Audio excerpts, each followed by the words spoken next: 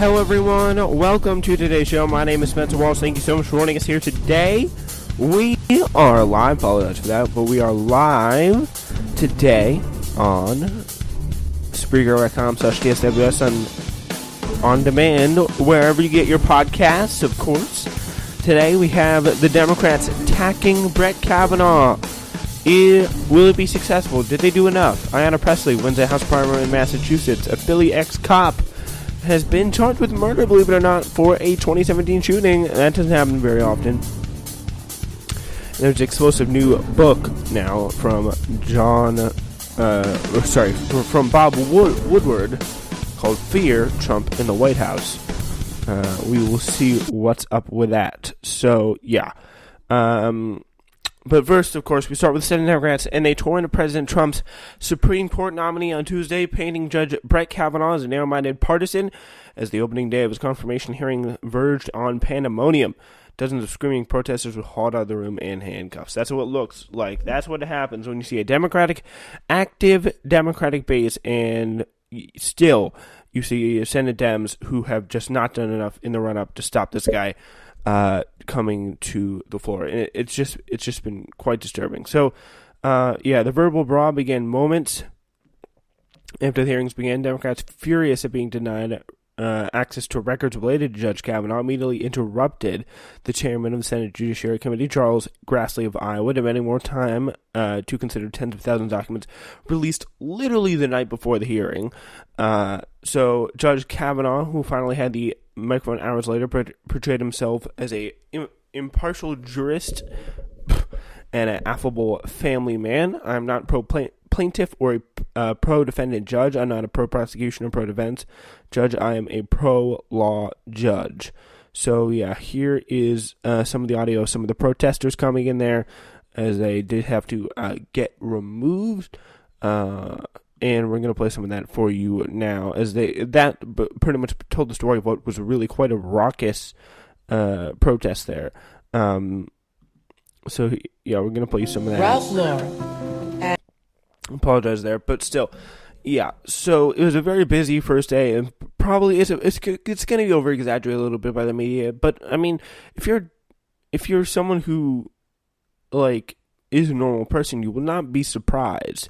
You'll not be surprised to see that people are quite annoyed with the way things are going right now, and they're taking it out on the government, which is something that makes a lot of sense. People are not happy. Democrats, Republicans, they do not like the way things are going on right now. Right. So here's some more from Chuck Grassley in the beginning of this hearing today. I welcome everyone to this confirmation hearing on the nomination of Judge Brett Kavanaugh. Mr. Chairman, I'd like to be recognized to ask a question before we proceed. The committee received just last night, less than 15 hours ago, 42,000 pages of documents that we have not had an opportunity to review or read or analyze. You're out of order. I'll proceed. We cannot possibly move forward, Mr. Chairman. I extend a very warm welcome to Judge Kavanaugh. We have not been given an opportunity to have a meaningful hearing on this nominee. Their two daughters. Mr. Chairman, I agree with my colleague, Senator Harris. Mr. Chairman, Judge we received 42,000 documents that we haven't been able to review last night, and we believe this hearing should be postponed. I know this is an exciting day for all of you. Mr. Chairman, I move to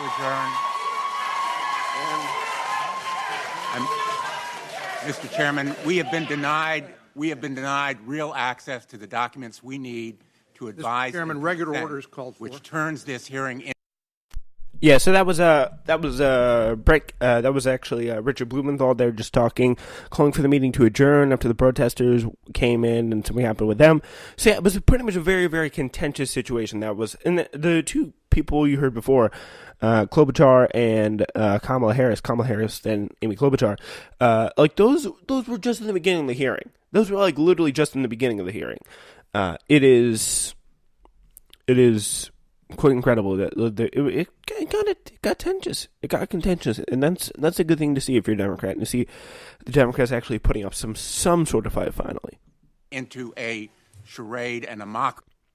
I mean, but honestly, they're probably very much triggered. Now that I think about it, like they're probably just like triggered that they didn't get the documents. Like if they got all the documents, they probably would have been much nicer about it. They would not have shown any more resistance if you just gave them the documents. It's not that hard.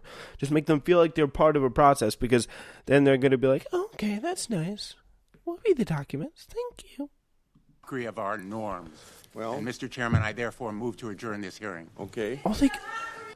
All they care about the norms. All they care about.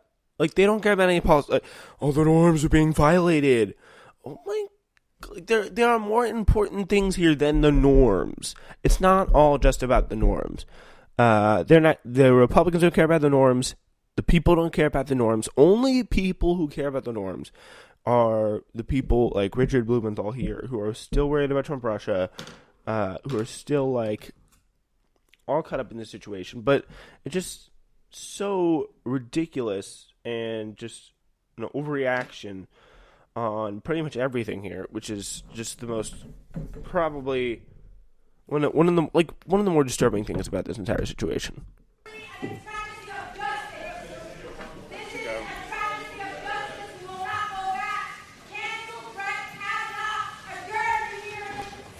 That's a protester there. Of his duties depends. End of quote.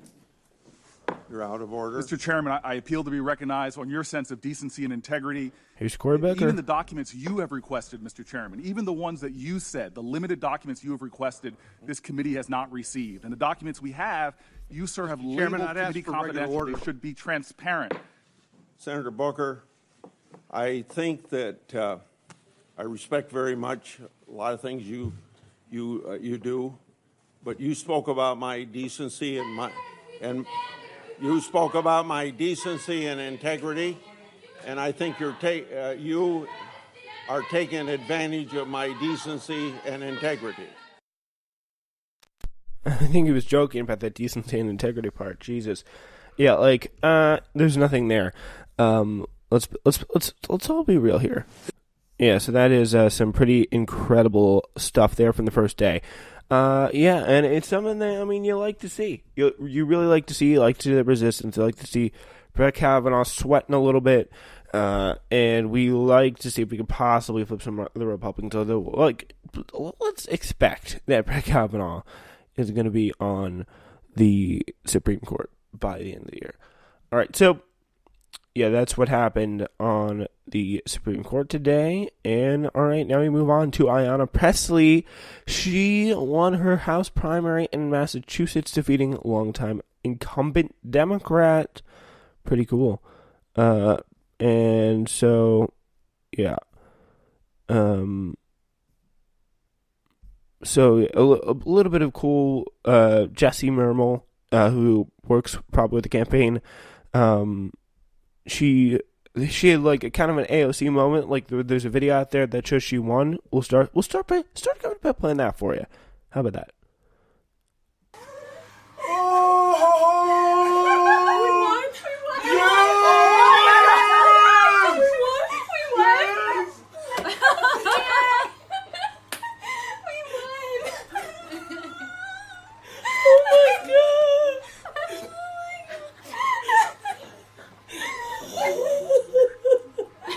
Tracy? Oh my god! Yeah, somebody is.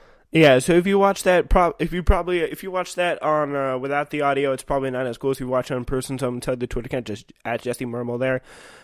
Yeah, so that's pretty cool stuff. Presley's going to be unopposed in November. She'll be the first black representative from Massachusetts, as noted by several commentators. It's worth pointing out Kavanaugh was one of the most progressive Democrats in Congress. He voted against going to war in Iraq, supported labor unions, and opposed President George Bush's tax cuts, which is pretty cool stuff. He conceded to challenger Ayanna Pressley Tuesday night in another shocking win for the progressive wing of the Democratic Party. Kavanaugh, who was elected in 1998, served 10 terms as the representative from Massachusetts' 7th Congressional District. Last month, the poll showed him over a double-digit lead over Pressley, whose base of young minority voters are often not expected to turn out. She will now run unopposed in heavily Democratic districts. So she's coming in. She's going to be in Congress. She was a Justice Democrat, incredibly strong progressive, very, very cool stuff. So yeah, it's time to do the thing that we do best here on the show. And we've done this several times if you have been paying attention to what we do here on the show. And that is, ladies and gentlemen, our specialty, which is to compare people's policy on their websites. Yeah. So, yeah, we're going to go to mikecapuano.house.gov for Massachusetts 07. Now it's going to be pretty much, now it's going to be Ayanna Pressley. But here is to see if a campaign site. It would be nice to have get a campaign site. But yeah, because that's not, we're not getting much of a campaign site there before, but it's okay. All right, so let's see about that. So Mike Capuano, Democrat for Congress, joined Team Cap. All right, so priorities. There we go. Resisting Trump is one of his first. He's committed to everything he can do to stand up against Trump's dangerous policies. He's made preserving and creating affordable housing a priority in Congress. Let's see where he is on health care, high quality, strongly supports universal health care coverage. Is it for Medicare for all? We will. Oh, he's a proud sponsor of H.R. 676, expanded and improved Medicare for all Act, which is a lot of credit to Capuano there. Something he supports. I mean, yeah. So this guy, another good progressive, and pretty much at this point made the best progressive win. It sounds like this guy, he had a lot just from what was really he's talking about South Sudan and South Sudan, which is pretty cool. Or he's got a right to privacy, union rights, positively. If we got a bunch of Mike Capuanos in there, the world would definitely be a better place. And I think it's pretty obvious. But here's one of the things Ayanna Pressley won, and the fact that he was. I would really be interested to look more into that campaign, because it just seems like people maybe just forgot about Mike Capuano. Like, what was the difference that got played? It would be pretty interesting. Pressley run her primary campaign as a leftist in a similar mode to breakout progressive candidate Alexandria Ocasio-Cortez, who was also supported by the electoral group Justice Democrats, one of the groups I look for in looking into candidates and determining how good they are. Something I like to see if you're endorsed by Justice Democrats. Unlike Ocasio-Cortez, who has never served in government, Pressley has already held office for 8 years as a Boston City councilor. Her platform includes Medicare for all, tuition-free public college, stricter gun control, decreasing military spending, ending mass incarceration, equal pay for women, and supporting victims of sexual assault. So, yeah, that was some pretty strong stuff there. Yeah, and here let's get into more of her issues there, and I really love that one of the first things you can do when you talk about a candidate, when the first thing that pops into your mind when you think of a politician, it should be the issues at all times. Like, what do they support? Where are their issues? It needs to come in just at one of the most important thing. Yeah. So. Yeah, these policies will focus on public health, economic development, the environment, transportation, violence, trauma, education, housing, and criminal justice. Yeah, so, that's pretty much where she's for. She gets a little bit more into it. Healthcare and the public vote. The persistent destructive inequality reflected in critical inequalities and health outcomes that exist between residents of different communities throughout the district. In Boston's Back Bay neighborhood, she writes, the average life expectancy is 92 years old. In Roxbury, less than 3 miles away, that age is less than 60. That's an interesting fact about who she's representing in the place that she's representing. No wonder why they want to do a progressive. Like, they're probably time for a change here. Let's go. Which makes a lot of sense there. So talking good about the economy. Wealth gap in the country, something probably that you would support. So the point is like a very strong progressive right there, which is it's good stuff.